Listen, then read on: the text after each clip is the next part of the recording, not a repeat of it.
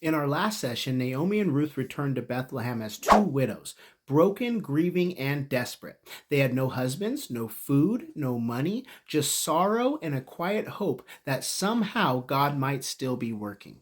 But as chapter 2 begins, something shifts. It's the beginning of the barley harvest. This is no coincidence. God is moving behind the scenes. In this harvest would become the setting for an incredible provision, not just of food, but of redemption.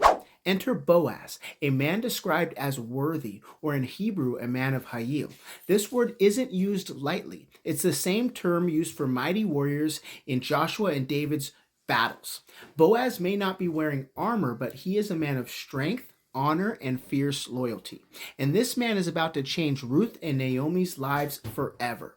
Ruth decides to go and glean grain, picking up the leftovers after the harvesters have passed through.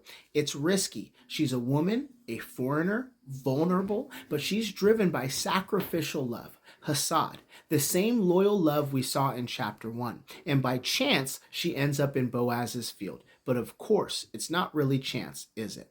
The author of Ruth drops hints throughout. God is quietly orchestrating everything. The famine lifts just in time. The harvest just begins. Ruth just happens to land in Boaz's field. Coincidence? No, it's providence. God works in ordinary moments to bring about extraordinary things. When Boaz shows up, he greets his harvesters with, "The Lord be with you," and they respond with a blessing back to him. Now, this was more than a friendly hello. It was a prayer, a reminder that all their work depended on God's favor.